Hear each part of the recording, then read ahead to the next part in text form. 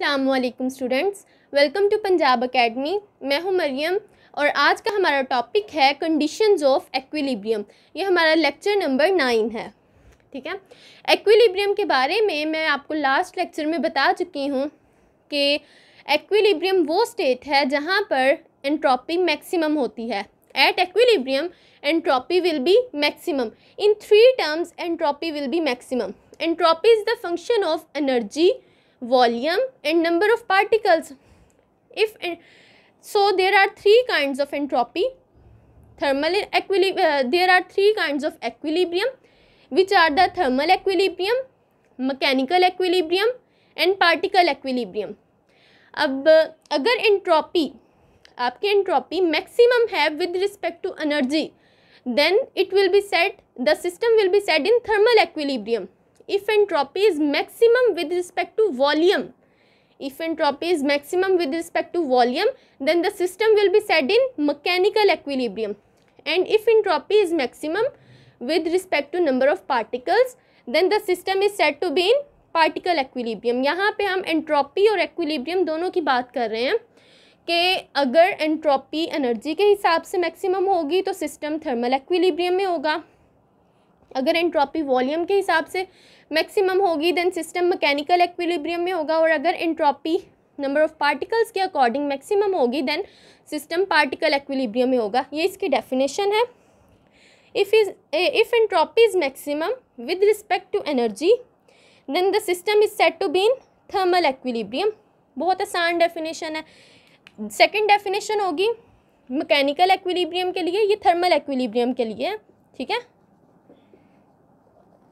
तो mechanical equilibrium के लिए इसी डेफिनेशन में मैं थोड़ी सी चेंजेस करने लगी हूँ। If entropy is maximum with respect to volume, E की जगह क्या आ जाएगा, V, then the system is said to be in mechanical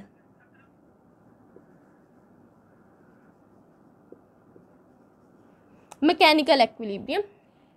third है हमारे पास पार्टिकल एक्विलिब्रियम। इसी डेफिनेशन में मैं थोड़ी सी चेंजेस करूँगी।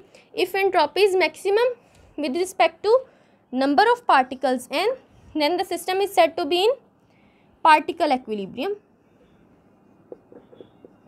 ये definitions आप लोगों ने नोट करनी है और याद भी करनी है। फर्स्ट है हमारा थर्मल एक्विलिब्रियम। आपके पास सिस्टम है, सिस्टम इस तरह का है।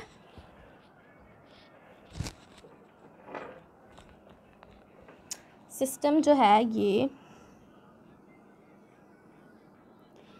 इसकी जो बाहर वाली वॉल्स हैं ये इंसुलेटेड हैं। ठीक है, बाहर वाली वॉल्स से हीट अंदर एंटर नहीं हो सकती। आपके पास 2 सिस्टम्स हैं, ये सिस्टम 1, ये सिस्टम 2। ठीक है, तो इसमें जो है इनके दरमियान एक बैरियर है। ठीक है, तो अब हम लोगों ने बात की कि एंट्रोपी मैक्सिमम हो विद रिस्पेक्ट टू एनर्जी। तो पहले हम लोग माइक्रो कैनोनिकल एग्जाम्पल में मैंने आपको पढ़ाया था कि यहाँ पे जो वॉल्स हैं वो कुछ इस तरह की हैं।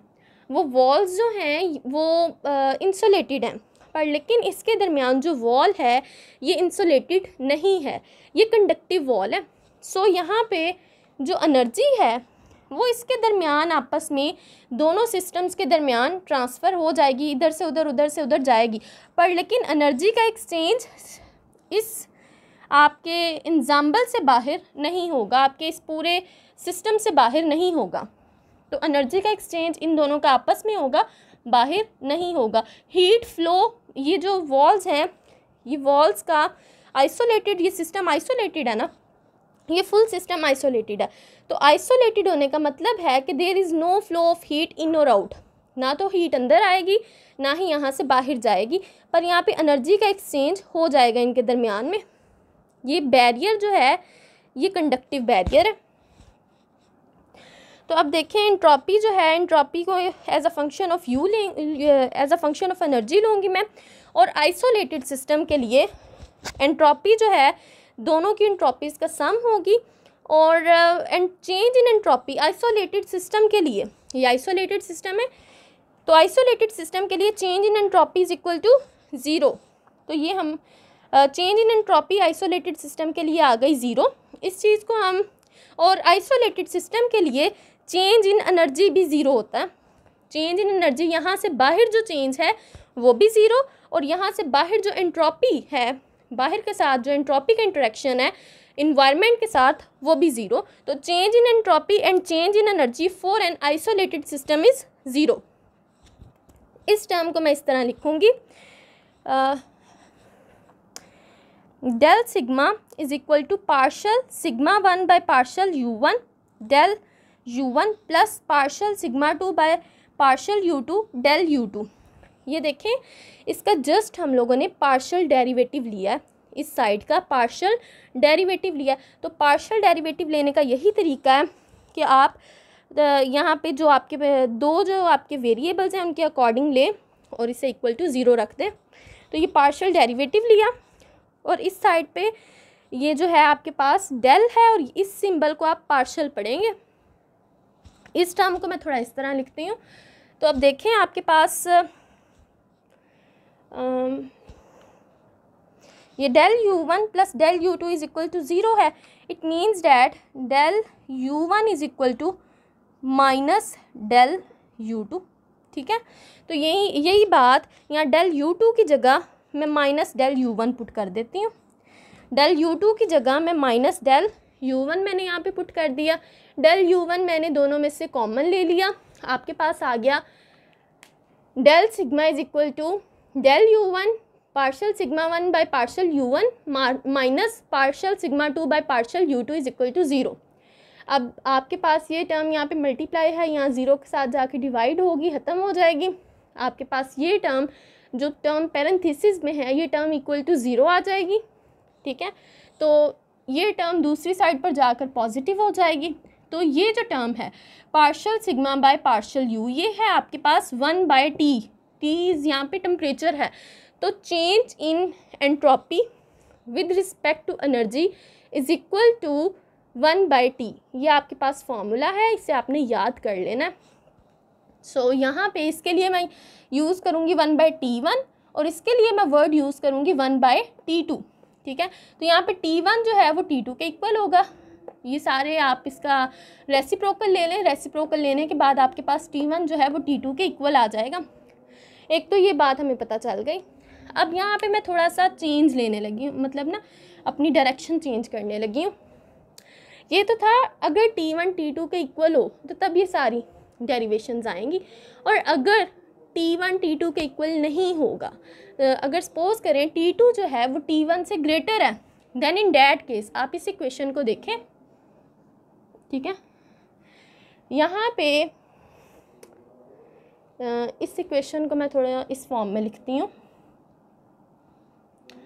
Del u1 1 by T1 minus 1 bye T2। अगर आपके पास T2 ग्रेटर है,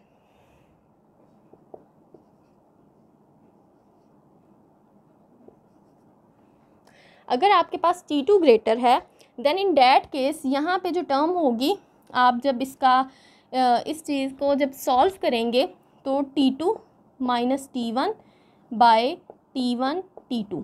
ठीक है, इस पैरेंथेसिस को जब सॉल्व करेंगे तो इस तरह आएगी। T2 ग्रेटर है, इट मीन्स इस सारी T1 छोटा है, मीन्स ये 8 है तो ये 6 है। तो इसका मतलब कि ये जो पैरेंथेसिस में जो आंसर आएगा वो पॉजिटिव आ जाएगा। ठीक है, अब ये आंसर पॉजिटिव है तो ये आंसर भी पॉजिटिव, इट मीन्स डैट ये ग्रेटर देन 0 आ गया। ये टर्म आपके पास अगर T2 T1 से ग्रेटर है, देन इन डैट केस ये टर्म जो आपके पास ये टर्म थी, ये टर्म आपके पास ग्रेटर देन 0 आ गई। अगर ये ग्रेटर देन 0 है तो इसका मतलब ये है if T2 is greater then T1, मतलब कि सिस्टम 2 का अगर टेम्परेचर, ठीक है, सिस्टम 2 का टेम्परेचर सिस्टम 1 के टेम्परेचर से ज़्यादा है, देन इन डैट केस, ठीक है, जो एनर्जी है वो सिस्टम 1 की ज़्यादा होगी। डेल u1 आपके पास ग्रेटर देन 0 है, तो यहाँ पे सिस्टम 1 की जो एनर्जी है वो सिस्टम 2 की एनर्जी से ज़्यादा होगी। तो इससे मैं थोड़ा इस तरह लिख लेती हूँ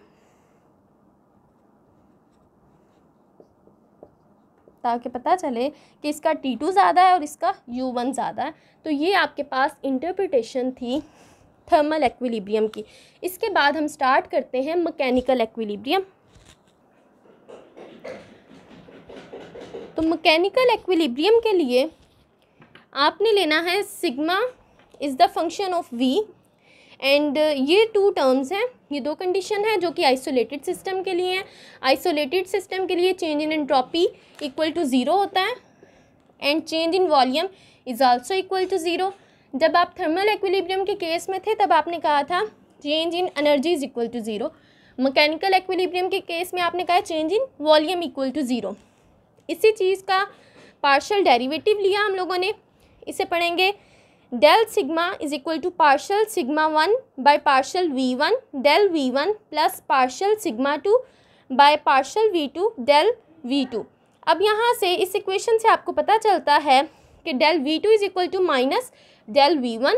तो यहाँ पे हम लोग डेल v2 की वैल्यू पुट कर देंगे जो कि है minus del v1, minus del v1 put कर दी, माइनस इसे डेल v1 को हम लोगों ने यहाँ से कॉमन ले लिया। कॉमन लेने के बाद ये डेल v1 यहाँ पे जाके डिवाइड होकर ज़ीरो हो जाएगा, ये टर्म आपके पास ज़ीरो के इक्वल आ जाएगी। ठीक है, ये टर्म आपके पास ज़ीरो के इक्वल आ जाएगी। ये sigma partial sigma 2 by partial v2 जो है इक्वेशन के दूसरी साइड पर जाकर पॉजिटिव हो जाएगा। अब आपके पास ये टर्म जो है ये partial sigma by partial v जो है ये है प्रेशर बाय टेम्परेचर के equal. Partial sigma by partial v आपके पास प्रेशर बाय टेम्परेचर के इक्वल होती है। आपने इस बात को याद रखना है अच्छे से। ठीक है, तो इस चीज़ के लिए मैं लिखूँगी, इस टर्म के लिए मैं लिखूँगी pressure 1 by T1 pressure 2 by T2, pressure 1 by T1 equal to pressure 2 by T2। अब आपके पास टेम्परेचर जो है दोनों का इक्वल है। ठीक है, तो temperature 1 is equal to temperature 2 then, ठीक है, टेम्परेचर 1 टेम्परेचर 2 के इक्वल है, then in that case sigma 1 जो है वो सिग्मा 2 के इक्वल है। अब अगर सपोज करें आपके पास सिग्मा 1 सिग्मा 2 से ग्रेटर हो, देन क्या होगा कि आपके पास ये जो इक्वेशन है ये इक्वेशन, ठीक है, इसमें आपने इस चीज़ की जगह आ जाएगा ना सिग्मा 1 ये pressure 1 by T1 and pressure 2 by T2। ठीक है, तो T1 T2 इक्वल है इसलिए वो यहाँ पे नीचे नहीं लिखे। तो अब देखें जब आपके पास ये टर्म है, ठीक है, अब अगर आपके पास प्रेशर 1 ज़्यादा है प्रेशर 2 से, तो इन डैट केस ये टर्म जो है ये आपके पास पॉजिटिव हो जाएगी। ठीक है, तो ये टर्म आपके पास ग्रेटर देन ज़ीरो है, तो ये टर्म भी आपके पास ग्रेटर देन ज़ीरो होगी। इट मीन्स अगर प्रेशर आपके पास ये था ना, ये आपके पास सिस्टम है बिल्कुल इस तरह, ये बाहर से इसकी वॉल्स जो हैं इंसुलेटेड है, इसके अंदर आइसोलेटेड है। आइसोलेटेड होने का मतलब है हीट अंदर बाहर नहीं जाएगी, पर यहाँ पे आपने पिस्टन लगा दिया। क्या लगा दिया? पिस्टन। पिस्टन लगाने का मतलब है कि अंदर का जो बैरियर है ये दोनों सिस्टम्स के इधर उधर मूव कर सकता है। ठीक है, वॉल्यूम चेंज करना है ना, तो वॉल्यूम चेंज करने के लिए हम लोगों ने बैरियर को मूवेबल बनाया है। ठीक है, तो अगर आपके पास सिस्टम 1 में प्रेशर ज़्यादा है, सिस्टम 1 में प्रेशर ज़्यादा है, तो इसका मतलब है कि सिस्टम 1 का वॉल्यूम भी ज़्यादा होगा, सिस्टम 1 का वॉल्यूम भी ज़्यादा होगा।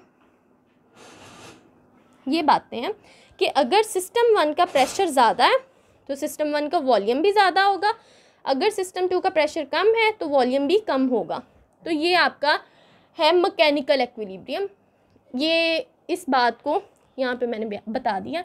अब आपके पास है पार्टिकल एक्विलिब्रियम। देखिए, आपने पहले बनाया, आपने सिस्टम को बनाया मूवेबल। ठीक है, इसके अंदर पिस्टन रखा और वॉल्यूम जो था वो चेंज आप कर सकते थे। अब हम लोगों ने नंबर ऑफ़ पार्टिकल्स का एक्सचेंज करना है, तो इसके लिए आपकी जो वॉल है ये पोरस है। ये क्या है? पोरस है। इसके अंदर छोटे छोटे कहीं कहीं पर सुराख हैं। इसका मतलब कि आपके जो पार्टिकल्स हैं, पार्टिकल्स का एक्सचेंज हो सकता है। अब यहाँ पे एंट्रोपी जो है वो आपकी फंक्शन है नंबर ऑफ़ पार्टिकल्स का। ये आइसोलेटेड सिस्टम के लिए दो conditions, change in entropy is equal to zero, change in number of particles is equal to zero. यहाँ से पता चला कि del n2 is equal to minus del n1। इस इक्वेशन से हमने निकाला और इस इक्वेशन का हमने पार्शियल डेरिवेटिव ले लिया। इक्वेशन, इस वाली इक्वेशन का पार्शियल डेरिवेटिव लिया, यहाँ पे डेल n2 की जगह हम लोगों ने माइनस डेल n1 पुट कर दिया, यहाँ पे प्लस की जगह माइनस आ गया, ठीक है। ये टर्म ज़ीरो हो गई, इस टर्म को हम लोगों ने, ये माइनस वाली टर्म इक्वेशन की दूसरी साइड पर जाकर पॉजिटिव हो गई। और अब यहाँ पे ये बात याद रखने वाली है, यहाँ पे इस टर्म को याद रखना था, यहाँ पे इस टर्म को याद रखना है कि इसका मतलब है partial sigma by partial N is equal to minus mu by T.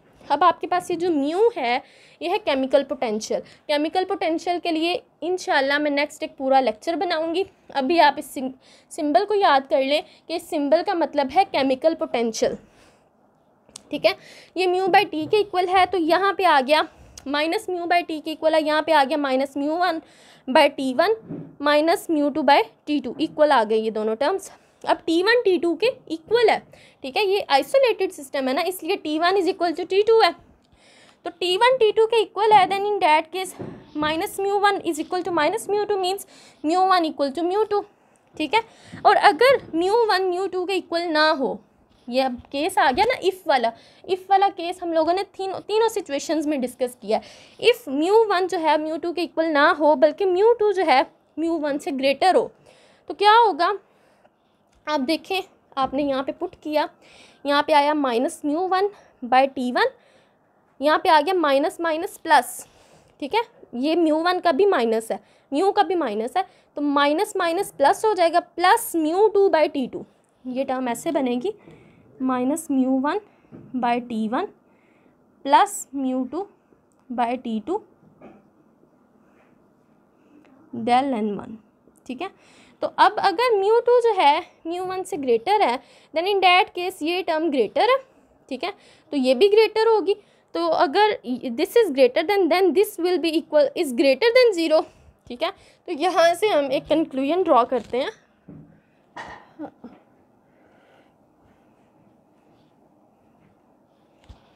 Conclusion ये है, अगर U2 is greater than U1 then N1 will be greater than N2 means that अगर केमिकल पोटेंशियल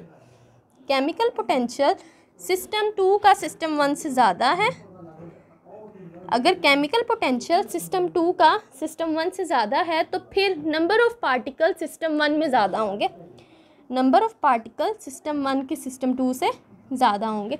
ये कंक्लूजन है। आई होप आप लोगों को समझ आ गई होगी। हमारे चैनल को लाइक शेयर एंड सब्सक्राइब ज़रूर करें। खुदा हाफिज़।